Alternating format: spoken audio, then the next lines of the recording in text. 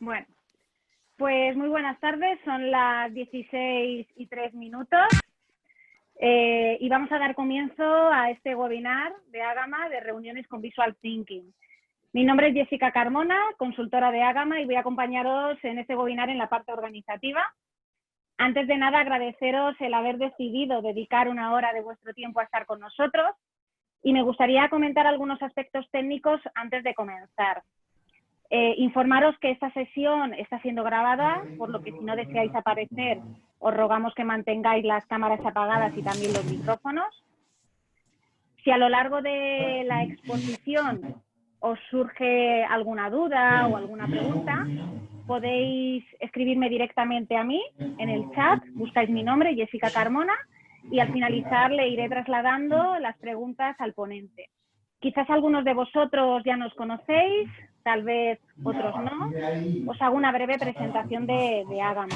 Como curiosidad, Agama es una palabra sánscrita y que significa el conocimiento adquirido a través de la experiencia.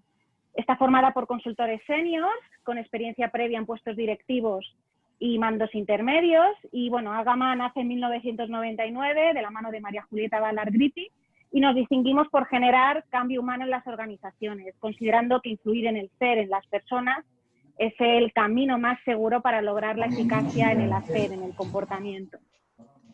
Los servicios que ofrecemos son formación en todos los formatos, virtual incluido, consultoría, coaching integral, a través de guías de negocios dirigidas en distintos tipos de clientes.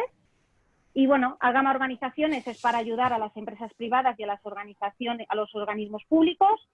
Agama Personas para aquellas personas que a nivel particular quieran crecer y desarrollarse. Y Agama Soluciones para profesionalizar la gestión de las pymes.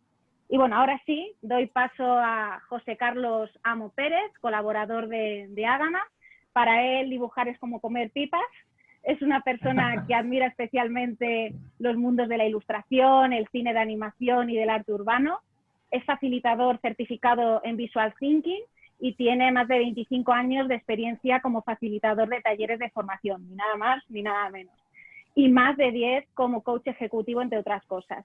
Y sin más dilación, pues José Carlos, te dejo al mando de este webinar. Cualquier cosa que necesites, estaré detrás de este telón virtual. Así que cuando quieras. Muy bien, Jessica, muchas gracias. Muchas gracias a todos por haber venido a estar este ratito juntos compartiendo cosas. Y bueno, Jessica cuando me ha presentado dice que me gusta mucho el arte urbano. Me gusta el arte urbano legal, los que van grafiteando vagones del metro o fachadas de los edificios, no, esos no me hacen ninguna gracia, ¿no? Pero el arte urbano bien hecho, pues me parece una manifestación artística muy fresca y técnicamente muy complicada, ¿no? Bueno, os voy a ir contando alguna cosa sobre Visual Thinking y si os parece, pues os voy a invitar a que tengáis cerquita papel y lápiz o papel y rotulador o papel y algo que escriba o que manche, y os propongo ir haciendo ejercicios dentro de un ratito, porque una de las cosas que vamos a ver en este webinar es que esto del Visual Thinking no va de bellas artes, no va de hacer dibujos perfectamente fieles a la realidad, al original, ¿no? Sino que va de otra cosa muy, muy distinta. De entrada, fijaros que cuántas veces cuando tenemos que explicar o cuando nos tiene alguien que explicar cómo está organizada una empresa, lo que hacen es recurrir a un dibujo del organigrama. Esto es una cosa súper habitual y que a todos nos ha pasado y que todos hemos hecho, ¿no? Queremos explicarle a un amigo dónde estamos en un departamento o qué hacen determinados departamentos de nuestra empresa y recurrimos a coger un papel y un lápiz y hacer un esquema, un diagrama de cómo es esa organización. Y lo visual pues está presente en nuestras vidas en lo cotidiano, ¿no? Todos estos pictogramas que tenéis en la imagen que os estoy proyectando, pues si no todos, pues muchos de ellos os resultan probablemente familiares y algunos de ellos los vemos continuamente, ¿no? en nuestro día a día. Pues, las señales de escaleras, o la señalización de prohibido fumar, o de donde hay extintores, pues bueno, son súper habituales. No voy a hablar de los emojis, de los emoticonos, pero apostaría que si abrimos ahora mismo el WhatsApp de cualquiera de vosotros, en las últimas conversaciones habéis utilizado la carita sonriente o, bueno, o algún otro símbolo, ¿no? para dar realce al mensaje que habéis puesto. Y a lo mejor esto nos lleva a pensar que esto del visual thinking pues es una cosa muy moderna y probablemente alguien piense que esto es relativamente reciente. Bueno, lo que a lo mejor es reciente es el término, la terminología de visual thinking, pero de reciente tiene poco. Lo único es que hasta hace unos años se le llamaba arte rupestre. Que ha evolucionado la terminología, como veis, ¿no? Bueno, los historiadores nos dicen que los primeros hallazgos de dibujos hechos por el ser humano pues datan de hace aproximadamente 40.000 años. Da la casualidad además que la península ibérica pues es el lugar del mundo donde hay no yacimientos, sino rastros gráficos, dibujos impresos en las paredes de cuevas más antiguos de todo el mundo. Y estos testimonios, pues, como veis, por ejemplo, en esta imagen de aquí, pues, narra de alguna manera una historia que para aquellos ancestros nuestros, pues, sería una historia o una vivencia probablemente muy habitual, muy cotidiana, ¿no? Y de alguna forma, pues, estos dibujos los utilizaban para representar eso cotidiano y probablemente, dicen los historiadores, que también los utilizaban con un ánimo o religioso, mágico o algo así parecido. Bueno, independientemente de qué parte de verdad o no, de hasta cuánto estemos en lo cierto en cuanto a la utilidad que se le daba o la intención que se le daba en estos dibujos, lo cierto es que el uso de la expresión artística, si queréis, del uso de lo visual por parte del ser humano, pues es, digamos, una competencia súper ancestral. Fijaros que de que estas imágenes que tenéis proyectadas pues rondan los 40.000 años de antigüedad, ¿no? Que no es broma. Y esto es así tan importante, o eso es así tan ancestral, y digo importante en la cultura del ser humano, porque ocurre además una característica, una cosa, ¿no? Y es que nuestro cerebro trabaja de una manera multimodal con las imágenes, ¿no? ¿Qué quiere decir esto? Que lo verbal lo registramos y lo trabajamos a nivel cerebral por un único canal, pero lo visual nos dicen los neurocientíficos que lo trabajamos y lo gestionamos por varios y por distintos canales, ¿no? Esto lo que proporciona o lo que en definitiva aporta es que todo el mundo de las imágenes pues suponen tratamientos y codificaciones mucho más profundas y mucho más significativas, ¿no? En concreto, por dar alguna cifra, si yo os dijera que recordarais la palabra perro dentro de 3 días, pues bueno, es una palabra sencillita y seguro que la recordáis, pero lo que nos dicen los neurocientíficos es que si únicamente lo que oís de mí es la palabra, lo verbal, dentro de esos 3 días el éxito en el recuerdo, digamos, estaría en el 10%. En cambio, si yo además de deciros la palabra perro, os muestro la imagen de un perro, pues el recuerdo, la tasa de recuerdo de alguna forma se multiplica por 6 y pico, por 6,5, se dispara al 65%. Como veis, pues el uso de las imágenes es efectivamente un recurso que si lo ponemos en relación con la memoria, pues es francamente útil y significativo. Hay un montón de estudios. Recientemente gran parte de los neurocientíficos pues han dedicado estudios a hablar de la parte visual de nuestro cerebro, y hay un autor, John Medina, lo tenéis en la imagen, que probablemente es uno de los más populares, ¿no? Él tiene escrito un libro, Las normas del cerebro o Brain Rules, donde, bueno, él lo que investiga es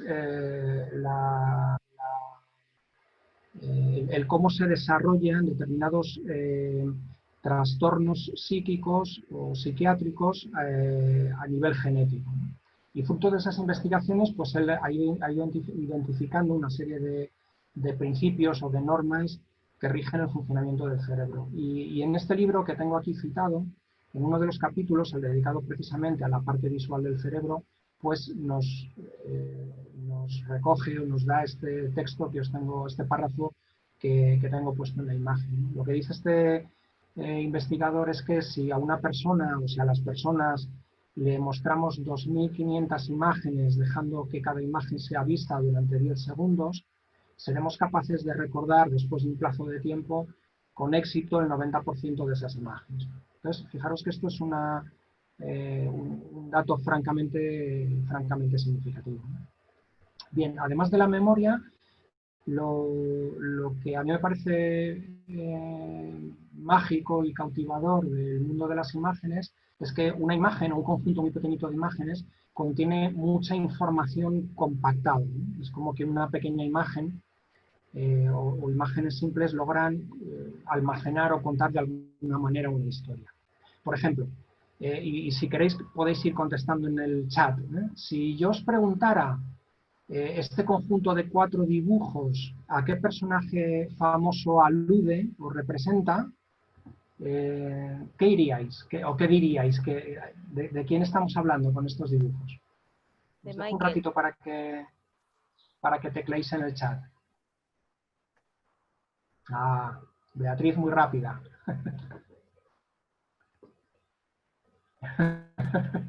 Efectivamente, es Michael Jackson. Bueno, fijaros cómo en 4 dibujos y 3 flechas, 4 dibujos absolutamente simples, iguales, donde lo único que cambia es el tono de color,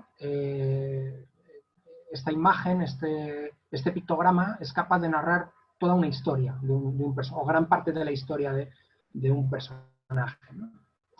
Y del mismo modo, bueno, esta imagen no la he dibujado yo, ¿no? Mi creatividad no llega para tanto.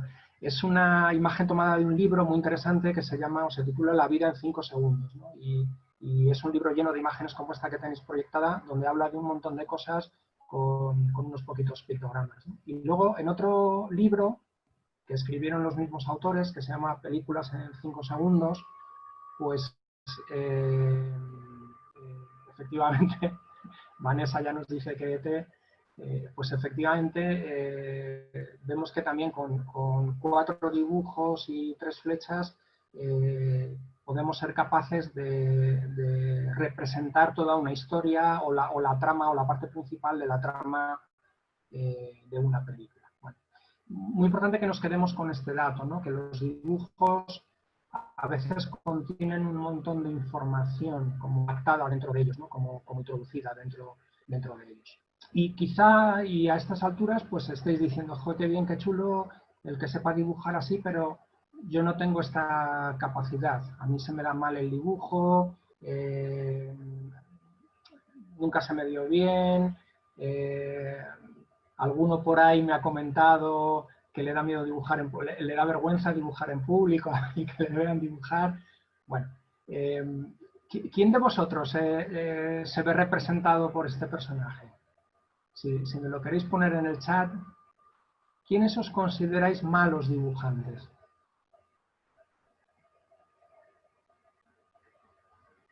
Pilar, Claudia, Noa. Bueno.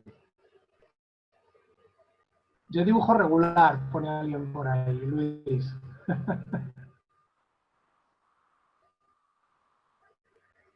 Yo dibujo igual que con 6 años, pues esa es una buena noticia, ¿eh? Que dibujas como cuando tenías 6 años es una buena noticia. ¿Por qué es una buena noticia? Pues mirad, porque en Visual Thinking no buscamos dibujos hiperrealistas, no buscamos captar cada uno de los detalles de una imagen, ¿no? ¿Y por qué no lo buscamos? Pues porque lo que necesitamos son dibujos que sean tan simples, que resulten universales. Por ejemplo, este dibujo que tiene una muy buena calidad en principio, pues si os dais cuenta, pues es muy fiel, el pelo está trabajado con mucho, se ve muy bien cómo se ha trabajado la luz, por ejemplo, en esta parte de la cara, está muy bien trabajada la luz en esta zona de la ceja, lo mismo en la nariz, etc. pues probablemente sería un buen dibujo para un especialista pues, en ilustración o para un alumno aventajado de Bellas Artes, ¿no? Pero, ¿qué ocurre? ¿Qué problema tiene esta imagen si la utilizamos, por ejemplo, en reuniones, ¿no? Que es en lo que nos vamos a centrar en cuanto a la aplicación del Visual Thinking? Pues, fijaros, si todos nosotros estamos en una reunión y yo en un momento dado dibujo a este personaje con este grado de calidad y de fidelidad y os digo que lo que estoy representando es a todos los chicos que estamos en este grupo, pues probablemente la mayoría de los chicos pondríais cara de, bueno, a mí este personaje no me representa, ¿no? ¿Y por qué nos representa? Pues porque no nos parecemos físicamente a esta persona. Igual algunos de los que me estáis escuchando tenéis bigote o el pelo corto y os podéis parecer, pero es muy probable que nadie nos veamos representados. Ahora bien, si yo digo que vamos a hacer un dibujo que represente a los chicos de este grupo y lo que hago es esto, como veis, absolutamente infantil. Ana López nos dice aquí en el chat que con 6 años dibujaba mejor de lo que lo hace ahora. Pues probablemente no aprobaríamos Bellas Artes, ni nos colgarían en el Thyssen, ni nada de esto, pero da igual, estamos en otra historia, ¿no? Probablemente este dibujo generaría menos rechazo en el sentido de que al ser tan simple, al ser tan universal, pues prácticamente todos nosotros, a diferencia del primero, nos veríamos de alguna forma representados en él, o pudiera servir de icono de los chicos este tipo de dibujos. Ok. Bien, muchas cosas que manejamos en la vida cotidiana, pues lo podemos representar mediante dibujos muy simples y que sean también muy metafóricos, ¿no? En algunas de las formaciones que yo imparto, pues utilizo que tenéis ahora mismo en pantalla. Y por digo que son metafóricos, por ejemplo, este de la taza de café lo uso mucho en los cronogramas para representar que es la hora del descanso y que nos vamos a ir a tomar un café, a hacer un descanso de alguna forma, ¿no? Podemos decirle a los alumnos de un curso que es necesario que tengan los teléfonos en modo silencio y no hace falta dibujar un teléfono pues, con toda la perfección, ¿no? Y cuando hacemos algún ejercicio escrito, pues a lo mejor podemos utilizar este tipo de imágenes. Fijaros que tienen un carácter muy metafórico y en ese sentido vamos a ver ahora en un ratito que van a resultar muy útiles para lo que nosotros pretendemos. Ok, ¿y qué necesitamos saber dibujar? Pues necesitamos saber dibujar muy pocas cosas. Y aquí es donde os pido que cojáis el bolígrafo y el papel y empecéis a dibujar mientras yo hablo. Una de las cosas que tenemos que aprender a dibujar, o que tendremos que dibujar, aprender no porque ya sabéis dibujar todos, son líneas rectas, o más o menos rectas. Entonces, tratad de en vuestro papel hacer un conjunto de líneas. Como veis, yo os he dibujado más o menos verticales, más o menos horizontales, en diagonal. Luego, al final del webinar, os pediré que a los voluntarios que queráis lo mostréis en la webcam y lo compartáis para que lo veamos. Bueno, el hacer líneas es una de las cosas que vamos a utilizar en Visual Thinking. Vamos a utilizar también el hacer círculos. Y os invito a que en el papel que tengáis delante, pues ensayéis a hacer círculos. Círculos o formas más o menos circulares, ovaladas, o incluso con forma de patata. En algunos casos vamos a ver que figuras que tienen esa forma más o menos redondeada, podríamos decir, pues sirven. ¿De acuerdo? No hace falta hacerlo perfecto. Ya veis que estos círculos que yo tengo aquí dibujados no son para nada perfectos. Están hechos a mano, están hechos con trazos que se repiten, por eso hay zonas más gruesas, zonas más finas, pero no pasa nada, está bien. Necesitamos dibujar también formas rectangulares, que se parezcan más a cuadrados o más bien a rectángulos. Y los que son más rectangulares, pues los dibujaremos en horizontal, en vertical, en diagonal. Y vamos a necesitar dibujar formas triangulares también. Y sabiendo dibujar estos 4 tipos de figuras, pues podemos hacer Visual Thinking perfectamente. ¿De acuerdo? Ok. Vale, pues os dejo, nada, 10 segunditos para que ensayéis en vuestro folio figuras de estas, que practiquéis. Da igual si no quedan del todo redondas cuando uno las pretende hacer redondas. Da igual si no quedan perfectamente paralelos los lados del cuadrado, porque no estamos en el doctorado de Bellas Artes. Vale, ok. Y fijaros, con cositas muy simples como estas que tenéis, podemos dibujar prácticamente cualquier cosa. Un teléfono móvil, fijaros, si prestamos detalles, es un rectángulo por aquí fuera, el que estoy pasando con el puntero, otro rectángulo interior, el que estoy pasando con el puntero, un círculo, más o menos, ha quedado un poco apatatado, un círculo, un punto y una línea. Y fijaros que con esos trazos, pues se ve que es un teléfono móvil. ¿Ok? Podemos dibujar una fábrica. Si os dais cuenta, pues la estructura es muy similar. Es un rectángulo, que es el que estoy marcando con el puntero. Otro rectángulo aquí, otro rectángulo aquí, rectángulos más para las ventanas. Y luego, para hacer el tejado, hacemos 1, 2, 3 y 4 triángulos. Y necesitamos una chimenea. Y hacemos un triángulo, pero que le cortamos con rectángulos en la parte de arriba. Y fijaros cómo con las formas simples que os he comentado hace unos segundos, pues podemos estar representando de una manera a lo mejor, como os decía, no realista, pero sí suficientemente útil, conceptos que son simples. ¿De acuerdo? Ok, alguno de vosotros a lo mejor se pregunta, vale, objetos simples, veo la idea, pero ¿cómo represento o qué hago para representar conceptos que son mucho más subjetivos o mucho más intangibles? Bueno, pues os propongo el siguiente reto, y es que en la hoja que tenéis, donde estáis ensayando a dibujar y que luego os pediré que mostréis a aquello de vosotros que queráis, que probéis a dibujar el siguiente concepto, y es, somos un equipo muy cohesionado. Y os reto a ver cómo podéis dibujar esto, cómo sería el dibujar esto.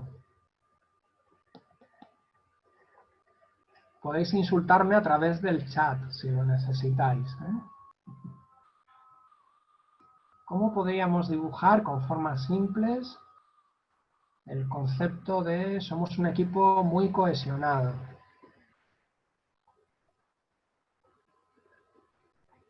Bueno, por si estáis vacíos de ideas, pues yo os propongo, por ejemplo, esto. Recurrimos a las fichas de puzzle y, como veis, de nuevo estamos utilizando formas muy simples. Cualquier ficha de puzzle que cojáis, por ejemplo, si cojo esta, lo que hacemos es una forma cuadrada y en cada lado de la forma cuadrada le añadimos algo que se parece a un semicírculo, una especie de forma redondeada que logra dar estas formas de aquí. ¿Ok? Y al ser fichas que todas encajan, pues podemos trasladar ese concepto, ¿no? de que somos un equipo muy, muy, muy cohesionado. Podríamos intentar dibujar un concepto también muy subjetivo, muy intangible, como es me entiendo con mi jefe. Fijaros, partiendo de la misma idea, hago dos fichas que están perfectamente encajadas, lo cual indica me llevo muy bien, y les doy forma, esto como se llama, antropomórfica, ¿no? Le pongo un cuerpo. Y fijaros cómo los cuerpos pues, son muy sencillitos de hacer, porque son también formas rectangulares. Por ejemplo, los hombros y los brazos hacen una forma rectangular y lo mismo el cuerpo o las piernas. ¿De acuerdo? Y son tremendamente sencillos de dibujar. O podemos dibujar el concepto de somos muy distintos pero nos llevamos muy bien. Como veis, pues volvemos a recurrir a cosas absolutamente simples. Una forma redondeada a la que le damos expresión con una carita, un cuadrado, al que también le damos expresión, un triángulo, y luego le ponemos un cuerpecito y unas piernas y se dan la mano. ¿Vale?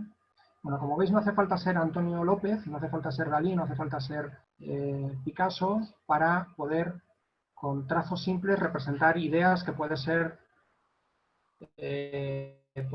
ser relativamente sofisticadas o relativamente raras de llevar a imágenes. ¿De acuerdo? Bueno, muy bien. ¿Y qué aporta Visual Thinking? Ahora repasamos, si os parece, un poquito. Bueno, pues lo que hemos visto hasta aquí es que Visual Thinking es algo muy ancestral y, por tanto, probablemente esté anclado en lo más profundo de nuestro cerebro el trabajar con imágenes. Desde hace 40.000 años, al menos, el ser humano utiliza imágenes para contar historias. Hemos visto que las imágenes son un potenciador de la memoria, multiplican en 6,5 veces el recuerdo cuando enriquecemos un texto o un sonido con imágenes. Hemos visto que pueden llegar a contener mucha información, a poder narrar en sí una historia completa.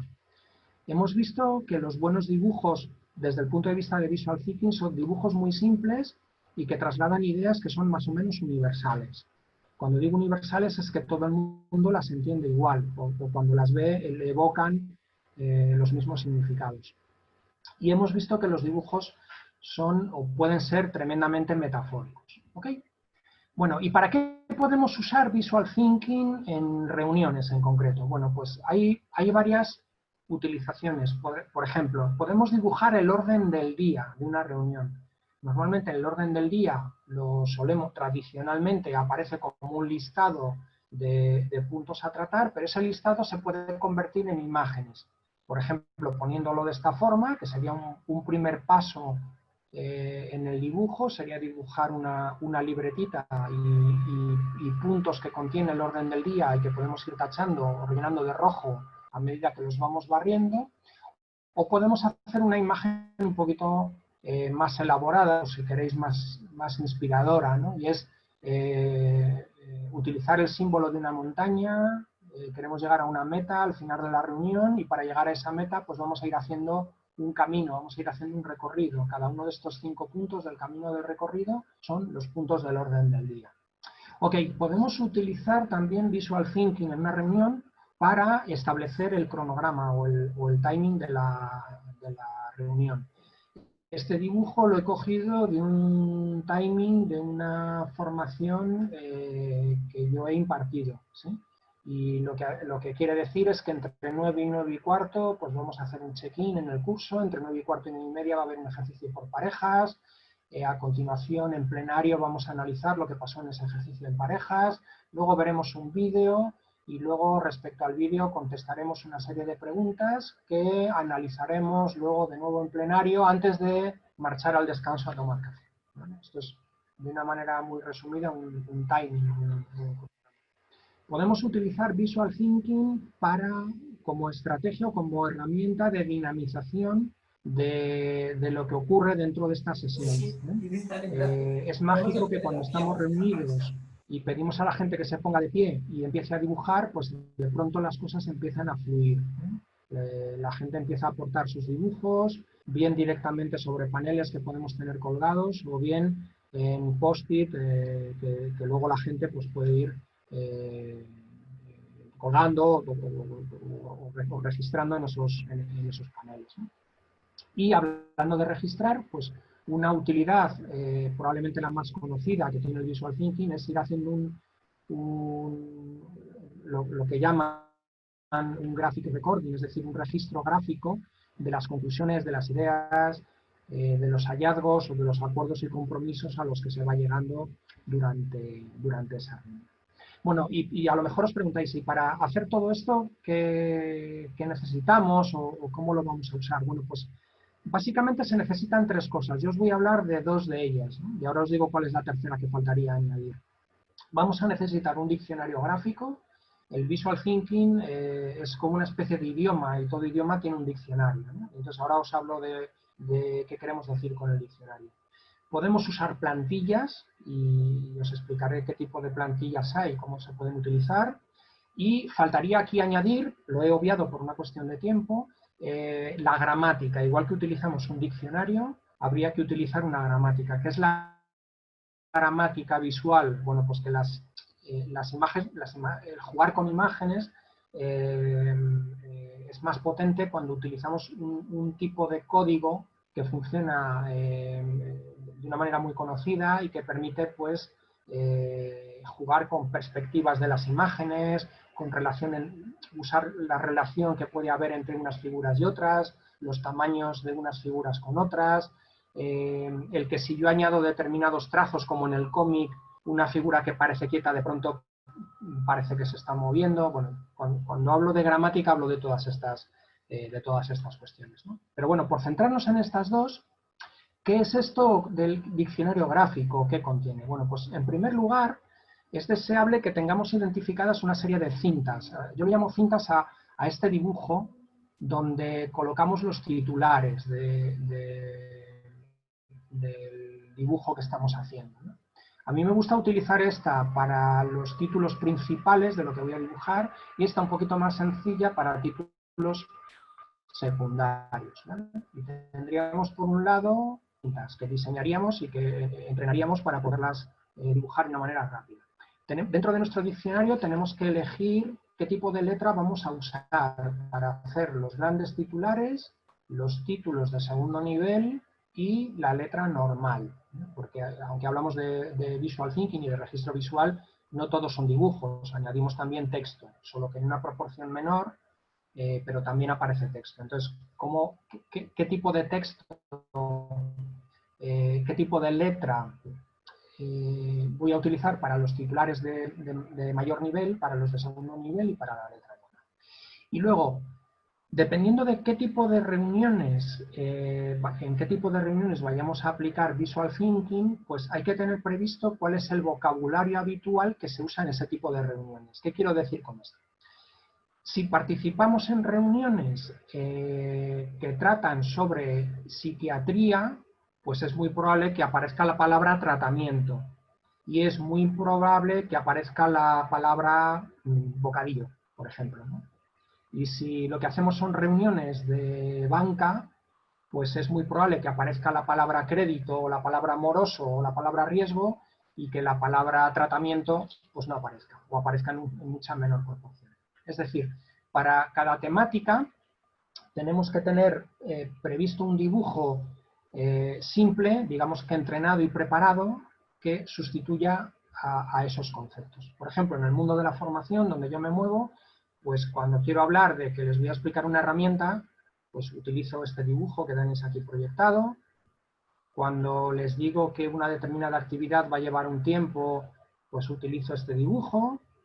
Cuando, como hemos visto antes, les digo que lo que viene es un vídeo, pues utilizo este. Si es una reflexión individual, si es una reflexión grupal, bueno, etc. ¿De acuerdo? Y entonces, un trabajo previo que tenemos que hacer es desarrollar este diccionario de imágenes, que son las más recurrentes, las que más suelen aparecer.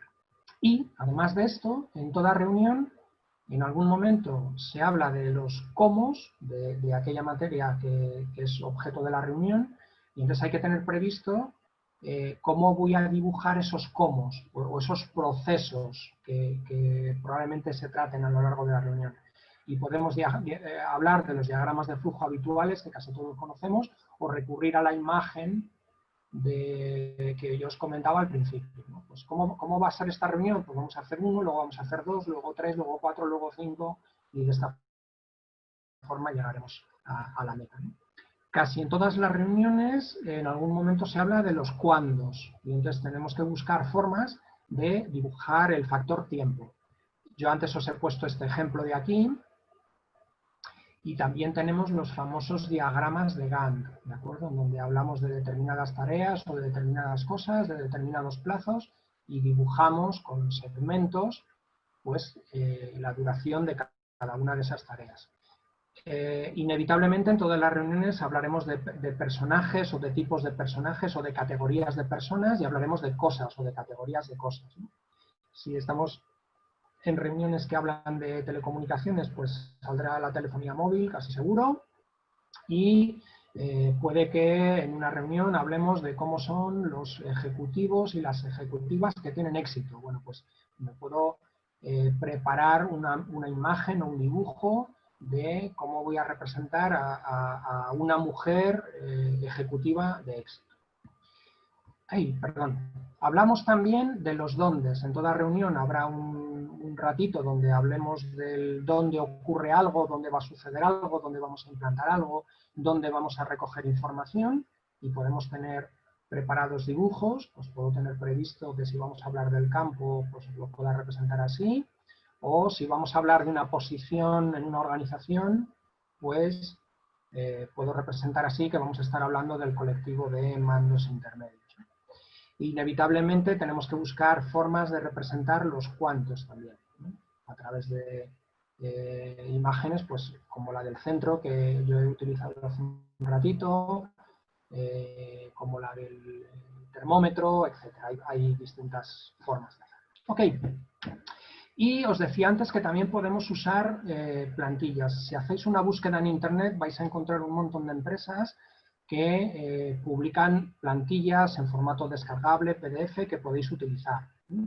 Esta, muchos de vosotros la conoceréis, ¿de acuerdo? Está muy asociada cuando hacemos el viaje del cliente, el Customer Journey, y es una plantilla que nos permite, o que se llama el mapa de empatía, ¿no? Nos permite recoger información de qué es lo que le sucede a un determinado cliente, que caracterizamos rellenando la información que tiene aquí dentro, decimos qué edad tiene, las características del cliente que queremos analizar, y luego alrededor pues vamos poniendo qué ve, qué escucha, qué siente a medida que utiliza un producto o servicio. Esta es una plantilla muy habitual, y esta es otra de las súper habituales también. Sirve para planificación de proyectos, por ejemplo, sirve incluso en procesos de coaching para ayudar al coachee a que establezca sus planes de acción, pero no de una manera narrada, sino de una manera visual, ¿no? Ni siquiera escrita, sino de una manera visual, ¿no? Bueno, tenéis un poco la explicación de cómo se utiliza cada zona. Aquí vamos poniendo las etapas, el objetivo que queremos llegar, cuáles son los recursos claves que tenemos, qué obstáculos nos podemos ir encontrando, qué tipo de factores de éxito, recursos nos van a permitir avanzar en esos obstáculos, etcétera, etcétera. Bueno, con las plantillas, un consejo que me permito daros es que normalmente estas plantillas se tienden a rellenar a mano, de forma escrita, a mano, poniendo frases o poniendo palabras. Yo a lo que os invito es a que las rellenéis también de manera gráfica, es decir, que utilicéis dibujos para irlas completando, irlas cumplimentando. Y veréis cómo cambia muchísimo el trabajar solo con palabras a trabajar con palabras más imágenes, ¿de acuerdo? Y luego hay dos que no puedo obviar, que no son propiamente plantillas, pero son otras opciones que tenemos. Una es el mapa mental, que probablemente os sonará a todos, o a la mayoría de vosotros, sabéis que tiene esta estructura. En el centro lo que hacemos es escribir el tema sobre el que vamos a desarrollar el mapa mental, y luego vamos abriendo brazos, y en cada brazo pues vamos colocando la información que tiene que ver con esa categoría. Pues, por ejemplo, el océano azul, ¿en qué consiste? Bueno, el océano azul sabéis que es un concepto relacionado con estrategia de empresa. Bueno, aquí en esta rama explicamos en qué consiste el océano azul, por contra, qué es un océano rojo, cuál es el origen del concepto de océano azul, y viene aquí explicado, y un ejemplo de negocio que es un claro océano azul, que es el Circo del Sol, ¿vale? ¿Qué características tiene? ¿Correcto? Bueno, no os olvidéis de los mapas mentales, porque sin ser una plantilla cerrada, pues dan mucho juego, evidentemente, para registrar información y aclarar información. Y os quiero hablar también de los bubble maps, o mapas de burbujas, ¿no? Y esto que os traigo es un caso real. Después de una formación se les pide a los alumnos que indiquen qué otras cosas les gustaría aprender, ¿no? Y que, digamos, que otros melones se podrían abrir a partir de un determinado curso. Y entonces se recoge un listado de 14 ideas, y fijaros, cuando uno ve este listado, pues hombre, no le saca mucho partido, ¿no? Porque no se ve qué relaciones hay entre los conceptos. Bueno, es un poco árido trabajar la información así, pero si yo la dibujo, puedo recoger en cada una de las burbujas uno de estos 14 conceptos que tengo aquí listado, y además pintar las relaciones, cómo se van relacionando o cómo son los niveles de jerarquía o de dependencia de cada uno de ellos, ¿vale? Y entonces este mapa pues genera una imagen mucho más útil, mucho más rica en cuanto a información, que si yo hago un listado escrito como el que tenéis aquí dibujado. ¿Ok? Bueno, pues los que me decíais que dibujáis mejor cuando teníais 5 o 6 años que ahora, si con 5 años dibujabais, pues yo creo que ahora también podéis dibujar y que no hace falta hacer buenos dibujos, sino dibujos memorables, ¿no? Dibujos que sean muy simbólicos, muy simples, para que sean muy universales y muy representativos de la idea nuclear que queremos recoger con ese dibujo, con ese concepto.